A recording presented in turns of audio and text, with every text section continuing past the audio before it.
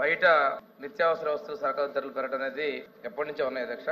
వీటన్నిటి కోసం అధ్యక్ష మేము సెంట్రల్ ప్రొక్యూర్మెంట్ చేసుకుని దాని ప్రకారం ఆ రేటు ప్రకారమే ఇవ్వాలనే దాని ప్రకారం వెళ్తున్నాం అధ్యక్ష. నిర్ణయం గ్రూప్ ఆఫ్ మినిస్టర్స్ కమిటీ ఏర్పాటు చేసి దాని మీద నిర్ణయం తీసుకున్నాం అధ్యక్ష.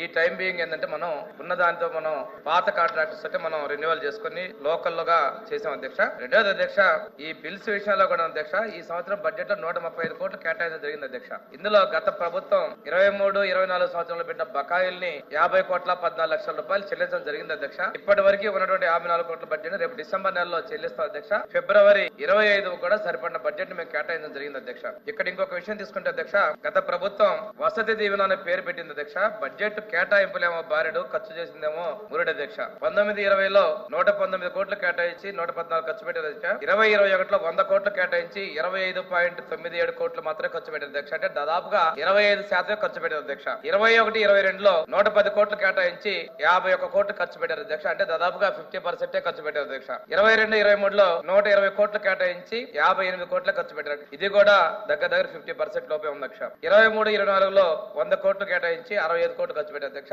మొత్తంగా తీసుకుంటే గత ప్రభుత్వంలో యావరేజ్ మీద 50% కూడా మించి ఖర్చు పెట్టలేదనే విషయం వాస్తవం అధ్యక్ష. ఇది బడ్జెట్ లెక్కల ప్రకారం నిర్ణయిస్తున్నాం అధ్యక్ష. అంతేకాకుండా అధ్యక్ష, ఈ ఆర్థిక సంవత్సరంలో ఏ ఇబ్బంది లేకుండా అందరికి కూడా మెస్ ఛార్జీలు చెల్లించేందుకు ప్రభుత్వం సిద్ధంగా ఉంది అధ్యక్ష. ఈ రోజు సంక్షేమం గతంలో రేట్లు పెంచావు నేను గొప్పగా చెప్తాను అధ్యక్ష. కానీ వాస్తవాలు చూసుకుంటే అధ్యక్ష, బయట ఏమో దళిత సంక్షేమం అంటారు, దళితుల మేనమామ అంటారు, వాళ్ళని సక్రమ మార్గం వెళ్ళేటువంటి బడ్జెట్లు వాటి కూడా మదర్స్ అకౌంట్స్, పేరెంట్స్ అకౌంట్ అని చెప్పేసి ఇబ్బందులు పెట్టారు అధ్యక్ష. ఇది చూస్తూ ఉంటే అధ్యక్ష, సభలో శిరోమండనాలు చేసిన వాళ్ళు ఉన్నారు, డోర్ డెలివరీ వాళ్ళు చేస్తున్నారు, రకరకాల సమస్యలు ఉన్నటువంటి వాళ్ళు కూడా దళిత సమస్యలు మాట్లాడుతూ కొద్దిగా సిగ్గు అనిపిస్తుంది అధ్యక్ష. ఏది ఏమైనప్పటికీ కూడా అధ్యక్ష, పూర్తిగా మేము బిల్లులు చెల్లించే సిద్ధంగా ఉన్నాం అధ్యక్ష.